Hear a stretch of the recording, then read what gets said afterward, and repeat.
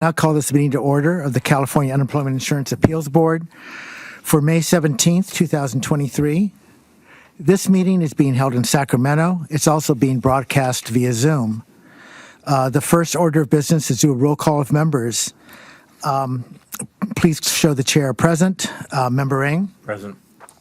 Member Kempmani? Present. Member Wachowski? Here. Thank you.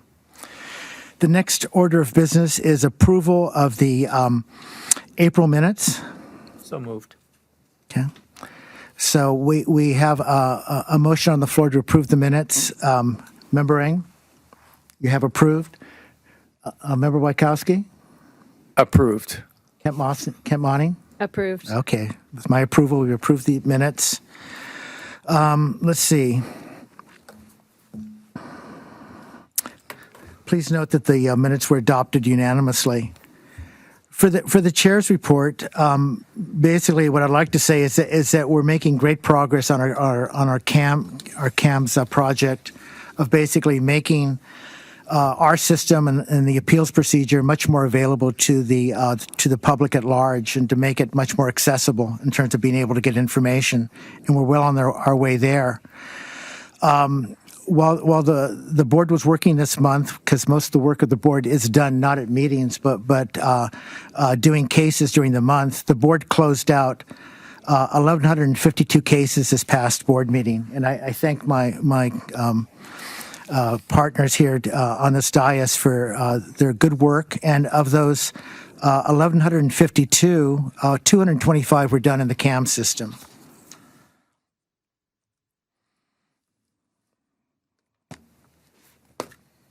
So in addition to that, the cases that we do, there's a huge number of cases being done by the first level appeals. We have in all our regional offices of thousands of cases being resolved on a monthly basis.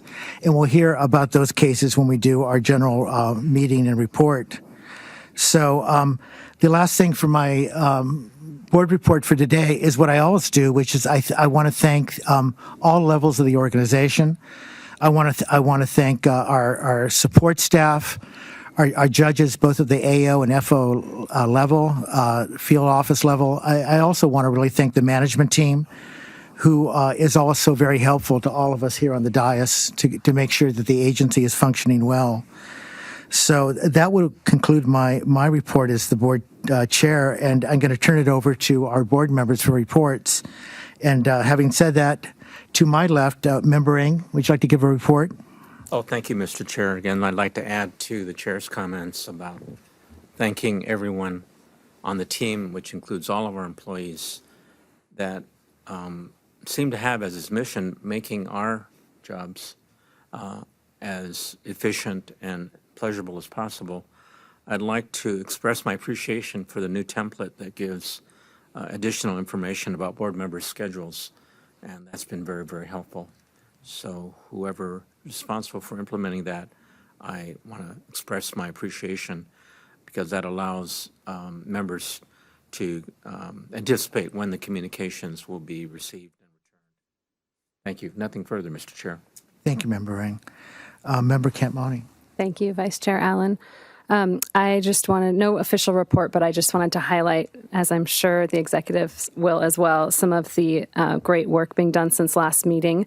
We have these key performance indicators, but at the field, again, over 33,000 cases being closed, which seems to be maybe the new norm, and that is a huge uptick from what we did pre-pandemic. So I just want to congratulate all the ALJs and support staff and everyone at the field for that tremendous amount of work being done. And we're able to reduce our backlog of cases, which last month it was 154,000, and now we're down to 149,000. So we're trending in the right direction. And I think it's important to highlight that, because all the hard work being done, it's moving us in the right direction. And I just want to extend my appreciation to everyone who's making that possible. So thank you. Thank you, Member Kempmani.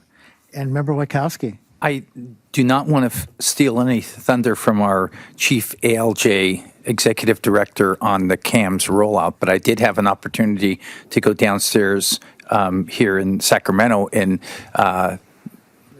watch one of the training sessions with the field judges that are learning the new CAM system, and and we'll have the report on that. But it's nice to see that transition in motion.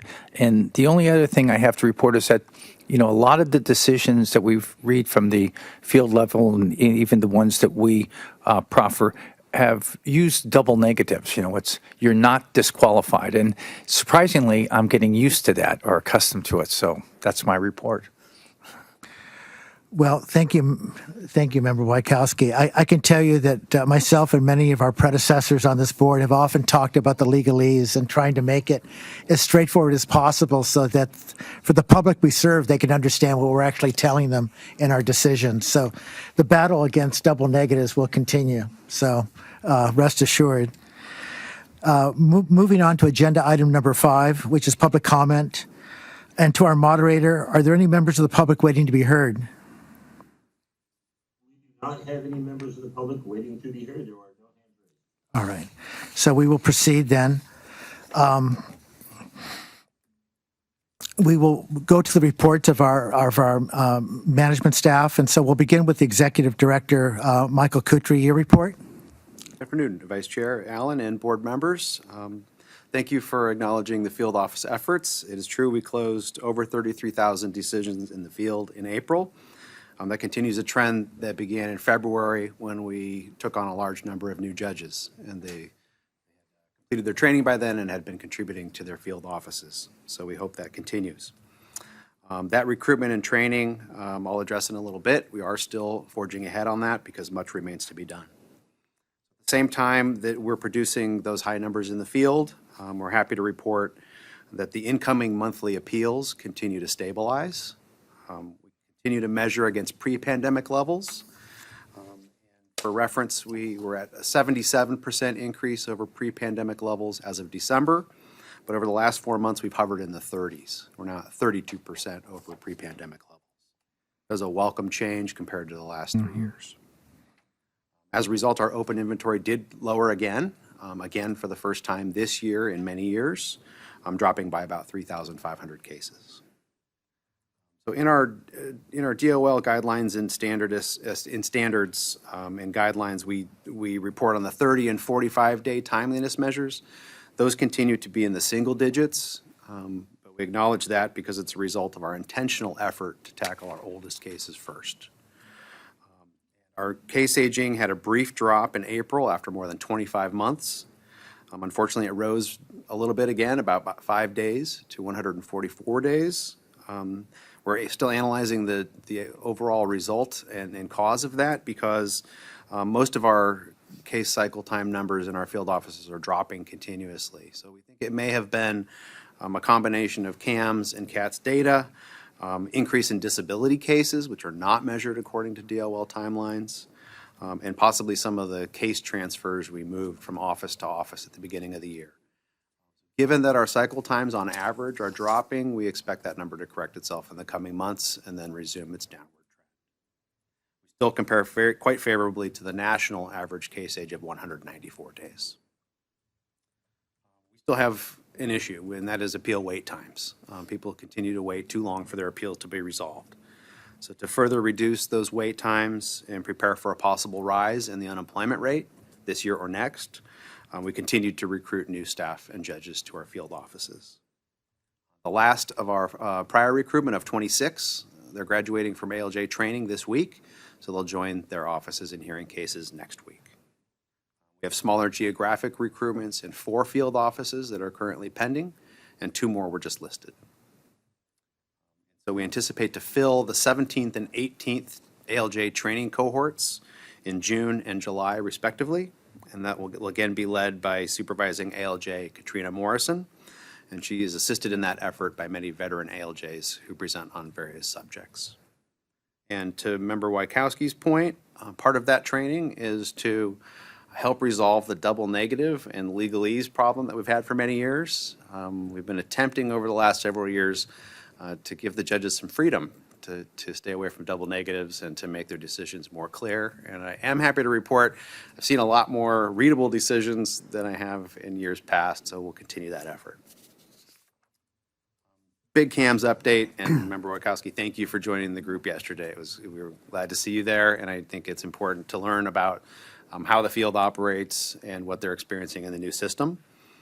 So as you know, the subject matter experts converged on Sacramento this week. There's a team of them that you may have seen on the premises. So it's the same team that's been training all of our field offices. They're excellent at it. They've refined their presentations, and it shows. So all the judges here in Sacramento received in-person training yesterday, and they're hearing their first cases today. So those trainers are all nearby the hearing rooms, making sure that any technical difficulties are resolved on the spot. When they conclude this week, they'll prepare for the Los Angeles Office of Appeals. Like San Diego, that's one of our largest field offices. So that'll be a big effort and a very important one in tipping the scale of our parties who are able to use the portal and for us to manage their cases in the more nimble digital environment. After that, we have a plan to roll out the remaining field offices and are still on track by the end of the year. Looking ahead the next couple of weeks and months, Assistant Director Gregory Cotola and I will meet with the U.S. Department of Labor twice in the next 2 weeks. The first is with a consultant firm hired by U.S. Department of Labor to analyze every state's UI appeal systems and their underlying UI benefit processing systems. We will be assisting with the appeals portion of that this coming Friday. And then next week, Gregory and I will go to the San Francisco headquarters of DOL Region 6, where we have a standing quarterly meeting with EDD and DOL to discuss national work trends and backload progress, and developments particular to Region 6, which is primarily the West Coast and Pacific states and regions, territories rather. And then the last week of June, I will be attending the CUIAB conference, that is the National Association of Unemployment Insurance Professionals. They have an annual conference, which is finally resuming this year in Denver after being on hold for the past 3 years. And in that conference, U.S. Department of Labor officials will meet with representatives from all the appeal programs to discuss national trends and presumably to discuss how better to handle workload in the future for future emergencies. Mr. Silva will be reporting on the tracked COVID cases here at CUIAB during his presentation, but I'm happy to report that we had 0 office closures since the last meeting due to COVID. I'm also happy to report that we have no security incidents to report since the last meeting. And that concludes my report, and I'm happy to take any questions you may have. Thank you. Before I turn it over to my fellow board members, I'm glad you brought up the safety and security, because I usually always ask about that, and we owe that as our obligation to our staff to make sure they're safe and secure in their jobs. So I'm glad to hear that there were no safety concerns. Thank you.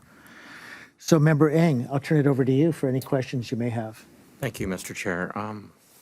Chief Kutry, thank you. Again, the work for you and your team has not gone unnoticed, and the work that's been done by everyone is not insignificant, as is the progress on eliminating the double negatives.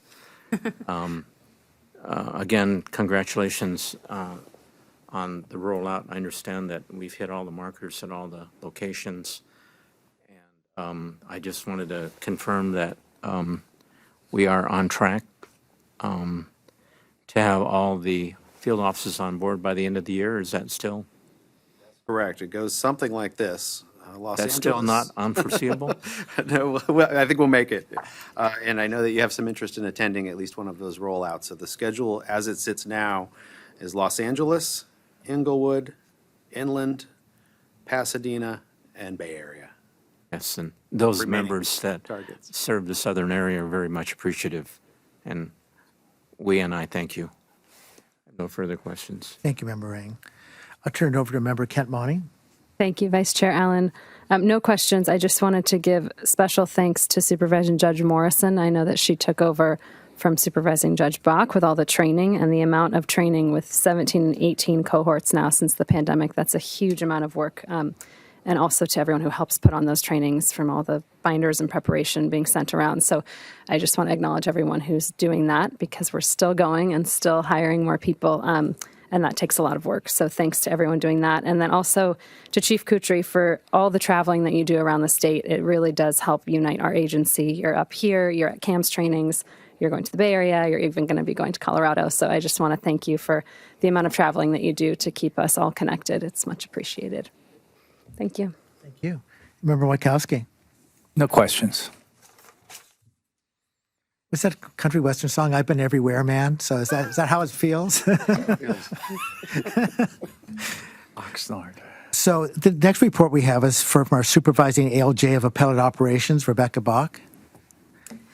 Good afternoon. My report will be short. I would like to report on the numbers at appellate operations, and as you know, to meet the Department of Labor guidelines, we're to close 50% of our cases within 45 days. We just started a new year, April 1st, so we're only 1 month into this Department of Labor year, and we closed 65.6% of our cases within 45 days. So off to a good start. We are also supposed to close 80% of our cases within 75 days, and we closed 87.5% of our cases in April, and therefore for the year so far. Again, a good start. Our case aging for at the end of April is at 52.3 as a reportable number. I think that's a moment in time, and I'm taking a close look at it, but I anticipate a better number next month. And that's my entire report. Is there anything else I could do? Well, thank you. I have no questions other than to thank you for all the good work you do continually and always being there for us to answer our questions when we have things that perplex us. So I'll turn it over to Member Ng. Yes, thank you, Mr. Chair. Judge Bach, I also wanted to, again, give kudos for the rapid and substantial response that you've given to panelists, and sometimes we just get stuck on certain cases, and then you unstick them pretty quickly. So I want to thank you for that. I also want to tell you that I've noticed that the appellate decisions, not that they weren't in the past, but maybe I'm just noticing how meticulous they are, how helpful the analysis has been, that oftentimes goes above and beyond what we see in the record, and that makes our job easier. And sometimes it's not so much the decision that's reached, although that is the primary goal, but it's the methodology that we are learning from those appellate decisions. And I especially want to thank them for the preface. I look for them, and if they're not there, I'm quite lost. So please tell the team that their hard work has not gone unnoticed. I'll do so. Thank you. Thank you, Member Ng. Member Kempmani. Thank you. Supervising Judge Bach, just a thank you again for all the support you provide us board members. And then me specifically, anytime I want to meet with you about CAMS, you are very willing and supportive. And I wanted to thank you and Jessica Neeram for meeting with me a couple weeks ago. We put our heads together and figured out, I think, some of the best ways to use CAMS as it is now for us at the board. And I continue looking forward to working with you on that aspect as well. So thank you. Member Wachowski. I'll say thank you also, but I would like to piggyback on what Board Member Ng said, because in my short time here on the board, I have seen the change in the writing detail, and also to shout out the assistance that the decisions give and the direction that they give to the claimants. You know, many of these people, well, all of them, as far as I know, are improper, and they don't have, they're really intimidated a bit by the legalese and the process that they go through, and the direction that they should go back to EDD and seek a reimbursement, or go back to EDD and file their pandemic unemployment aid, because that's where the box that they should have been in. Probably should have been told that by EDD early on, but those have been very helpful and well written, and make sure that everybody who's doing that continues to do that. That's it. No, thank you. And from my perspective, I feel like with past boards and with this board and working with the board authors and our judges, I feel there's been a long-term tendency, besides just rendering judgments and deciding cases, that we've really, and maybe it got accelerated by the pandemic, but an element of realizing that most of the folks who appear before us, whether they're claimants or employers or whoever comes before us, this system is complex and there's different options as to what people can proceed with. And so I feel like we've gotten much better, at least when we render our decisions, giving more guidance, because with many of the cases we decide there are other options or other things that can be explored. And I feel like we're doing a very good job of doing that, which I think is ultimately a service to the public, because we're here to decide cases, but also to the degree we can demystify things and point people in possible other directions, that's very helpful. So I just wanted to thank all of our judges and our current board that we've moved in that direction, because justice without some measure of compassion and instruction is not what we want to do here. We want to be as useful as possible and helpful to the public. So thank you. Having said that, we will now turn to our Chief of Information Security, Jefferson Willoughby. Good afternoon. Vice Chair Allen, members of the board. As Director Kutry mentioned and Member Wajkowski observed, we are delivering ALJ training and launching hearings in CAMS as we speak here in the Sacramento field office. I hope that you all at some point have the opportunity to see the staff and the ALJ training as it's being delivered. It is very enlightening. We still have some, but not a lot, of opportunities for that to happen as we sort of crest through Sacramento and move our way through the rest of the state.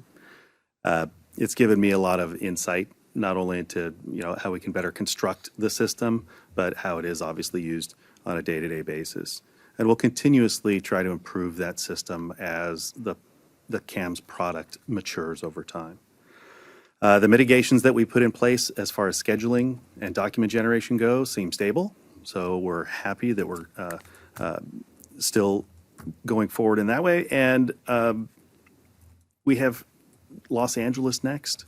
We're really gearing up. I think our cadence is very strong at this point, and then Inglewood should be around July.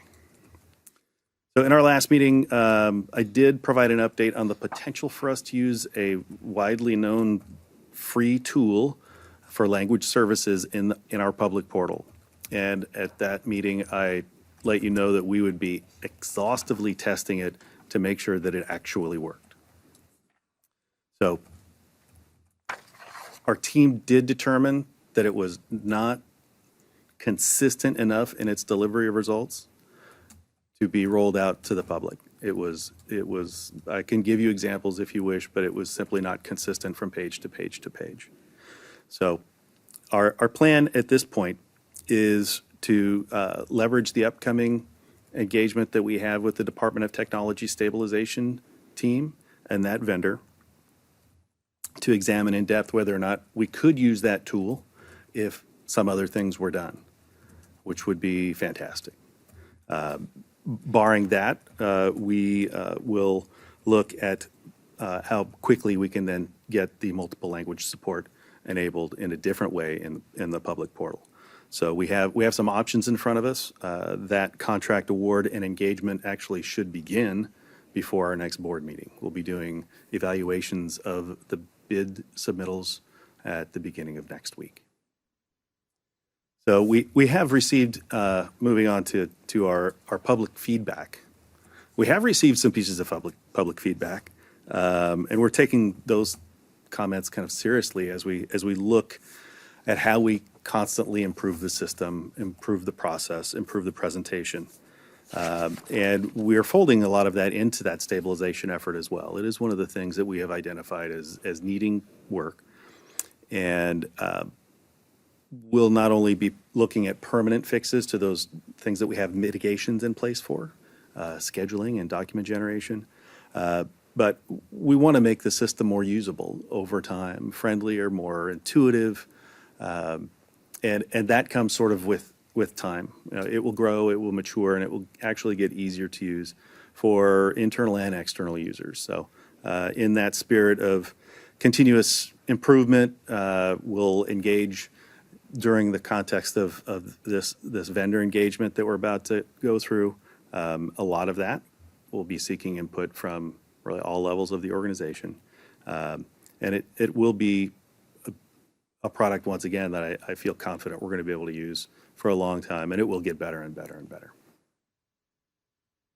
I'm happy to take any questions if you have them. Thank you. Before I turn it over to the other board members, I will note that you use hand gestures when you talked about a free tool, air parentheses, and I think anytime something's free, I think that's appropriate. So thank you.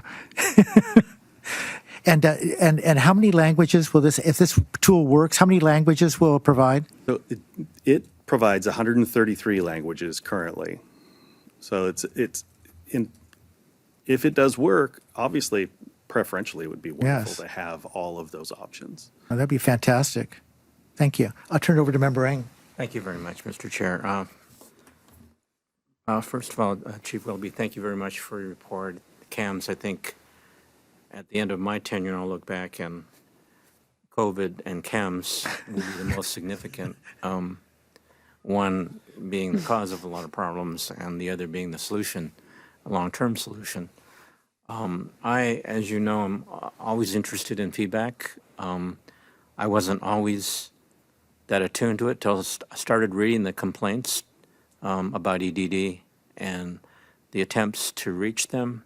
And I know firsthand that it's better to know what the complaints are when you're designing the system rather than when the last door is closed on the system. So I would appreciate a report summarizing the public comments that you've received on the comments you've received on the portal. I don't want anybody identified, but I'd like a summary of knowing what the pros and cons were. And secondly, I understand that there are some constituent groups that advocate for claimants or for employers or for, I don't want to call them special interests because everybody's special.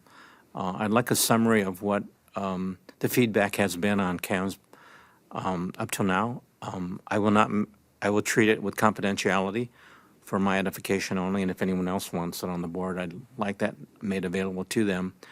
And I'd like to compare that doorstop as far as what the comments were as of now to, let's say, a few months from now when we actually receive the on-time, live on-time comments, and to see what progress we have or have not made or whatever. So is that possible?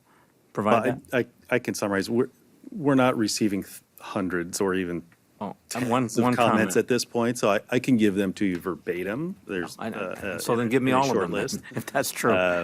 And yes, we can provide some summarization of the feedback from other working groups. And secondly, I'd like to thank you for making me a better,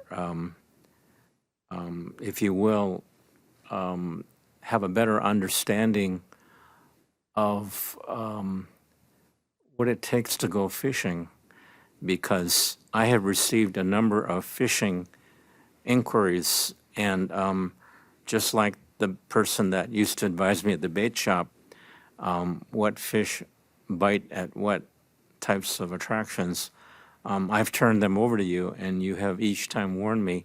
And so I don't know whether I'm the only one, but I may be the only one that likes sashimi or something like that. Anyway, I'm getting a lot of fishing inquiries, and thank you for warning me, because they sure did look suspicious. I really appreciate that. And that was not hours away, but it was like literally seconds or minutes.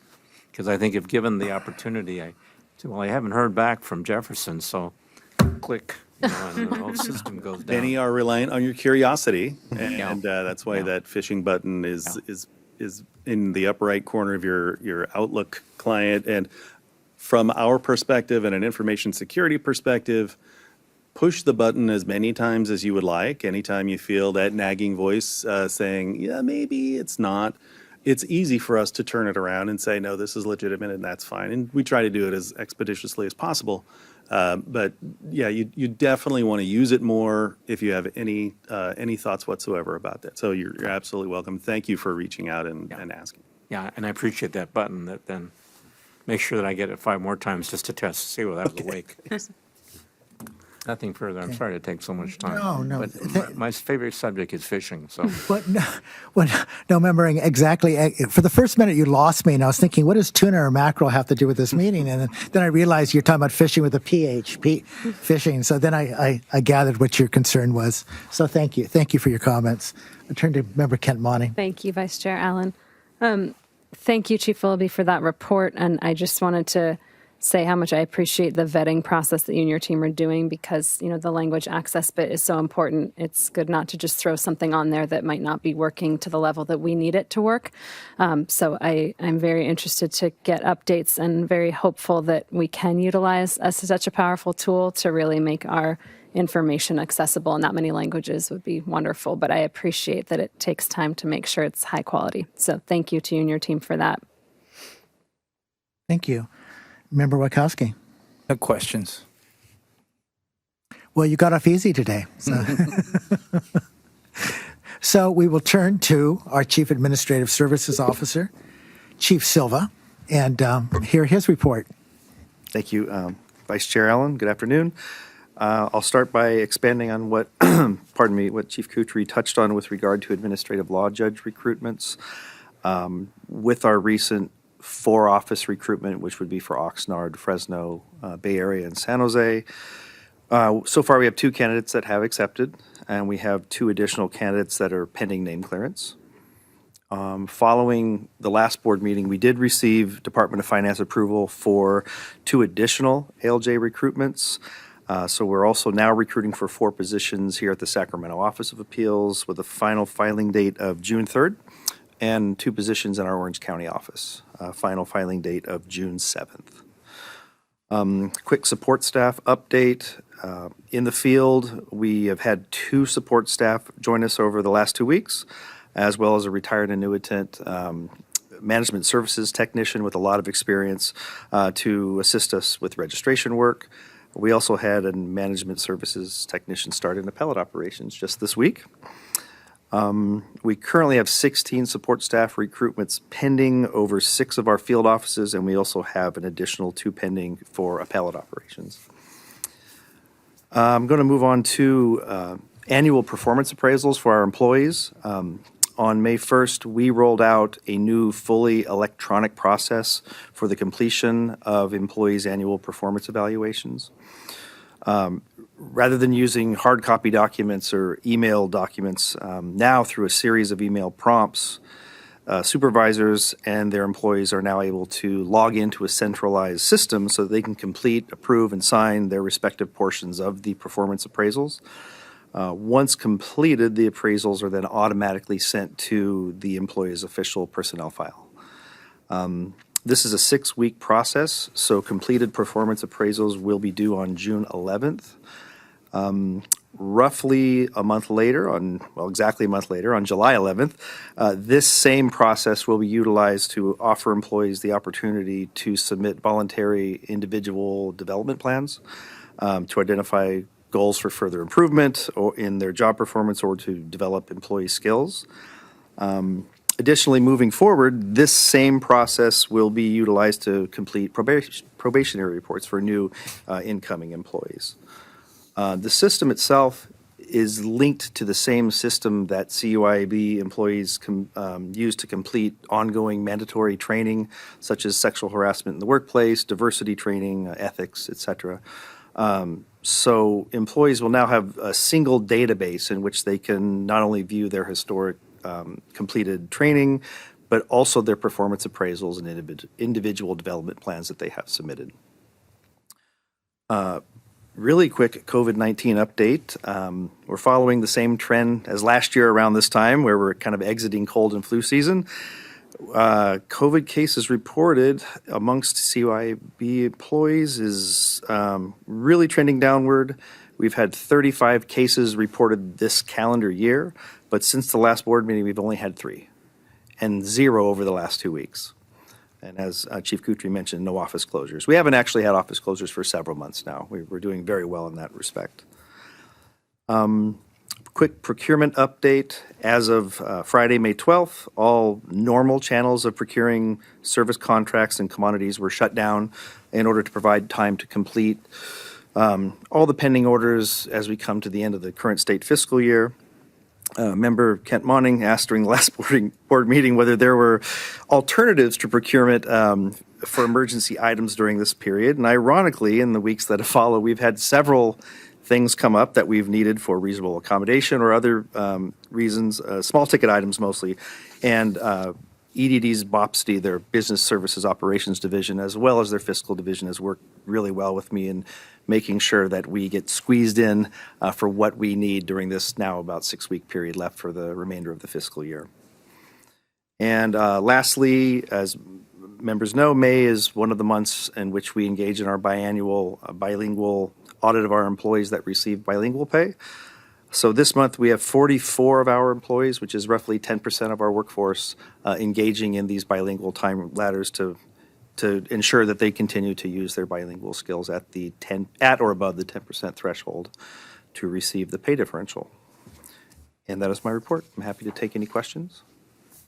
I just have a couple of questions. So with the employee appraisals, performance appraisals, where people can respond back regarding their plans for personal development, does that data get used in terms of trying to figure out our budget for what we provide in the way of continuing education for our staff? It does. We do have an upward mobility program. So if and when people request through the IDP process, the opportunity for upward mobility, that is logged and recorded, and their supervisors explain to them the availability of the upward mobility program. And the upward, we don't dedicate a lot of funding to the upward mobility program because in recent years, not a lot of employees have wanted to take advantage of it, but the funding is there if and when they want to. And we base the funding not solely on the IDP information, but on other factors as well, like complete workforce, for example. Thank you. I'll turn it over to Member Ring. Any questions? Thank you very much, Mr. Chair. Yeah, thank you very much for the report. Chief Silva, just a couple of questions. Thank you for your sensitivity to the language challenges. Is there any one or two language areas that you find now that are potentially deficient in terms of our ability to provide those services? I wouldn't say deficient. The two languages most recently identified as us needing to concentrate our core documents, translate our core documents into is Vietnamese and Mandarin. And so we're currently in that process to meet the October 2023 deadline to do so. We've contracted with a vendor to get all of our core documents translated into those two languages. Is that the written part or the oral part? That's our written forms, our appeals rights forms that we send to parties. Thank you for continuing to advise us of the progress in that area. In terms of the May revise, I just had a question, depending on who's saying it. There's a potential of a $22 billion shortfall and possibly, I don't know of any economist who says that it's not likely that we're going to face some kind of impending recession, either in the last part of this year or the early part of next year. What do you think the implications are for the agency? Well, given the fact that we're mostly federally funded with the unemployment insurance program, as of now, both EDD and CUIAB, as sort of a part of EDD, are not seeing any significant impact with regard to our personnel or OE&E budget. The only impact that I could see for us would be from an internal personnel standpoint if they start talking about furloughs. Or a personal leave program, which is just a cute way to say furlough, which could impact us, and then we would then have to pursue a waiver to that if that becomes a reality. We were unsuccessful in a waiver when the pandemic hit. The previous PLP, I'm sorry, I think it was 2012, if I have the year correctly, we were successful in obtaining a waiver for our high workload at that time. But we weren't during the pandemic. For the 1 year we had it during the pandemic.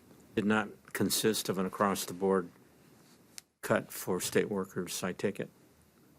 I'm sorry, The May revised from the governor's office did not did or did not include an across-the-board. I don't have any cut information that it has an across-the-board cut as of yet. as I of- haven't, no. okay, yeah. Right, thank you. I've got no Excellent. further questions. Thank you. Thank you, Chief Silva, for that report and for updating me about the alternative procurement budget. I wanted to ask about the ergonomic mice and whether those have been procured for everybody who needs them. Or is it in the process? Oh, it's definitely in the process. Great. They were, they're not procured as of yet because of the manner in which they need to be procured, which requires a purchase order. So the purchase order was cut, honestly, within a week after we had the last board meeting. Great. So they're en route. Wonderful. Thank you very much. That's it. Thank you. Member Wachowski. This is my first year on the board, so I don't have a reference to how annual reviews went last year and the previous year. So this interactive computer analysis or input, how does that compare as far as, like, you said it's a 6-week time period that you would get it all done, they'll get it done. What are I assume it's a beneficial I would hope so. way to do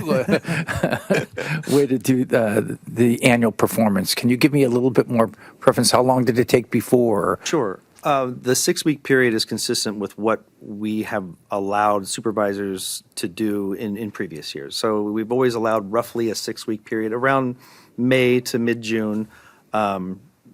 Since we're doing them all at one time, and some managers have several employees, and the summer we have people out on leave, vacations, we give that 6-week period to make sure we can kind of capture everybody. So the period allowed for completion doesn't change with this system. That was just copied over into using the new system.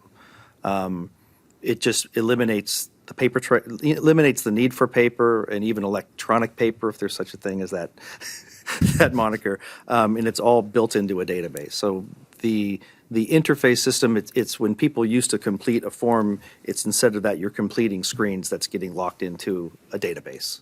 And is there a face-to-face or screen-to-screen review? You know, you put in your data, the manager puts in their data and all that, and then there's a face-to-face review, or you just... So the process is the first level supervisor completes a draft of the performance appraisal. It is then, once they complete it in the system, just using the new method, it goes then to the second level manager for review. And they have the opportunity to provide input or edits if they so desire. It's returned to the first level supervisor to either make the edits or have it completed. And it's at that time where the first level supervisor would meet with the employee themselves to discuss it. Once the discussion is over, that first level supervisor hits submit. It then gets emailed to the employee for their review and for them to sign off on the performance appraisal. Thank you. Okay. With that, no further questions from the board. I would ask Board Counsel Mark Wusam, do we have any closed session items for today's meeting? Thank you, Vice Chair Allen. We do not have any closed session today. Thank you. Well, having heard that, I will adjourn the meeting. Thank you. Thank you.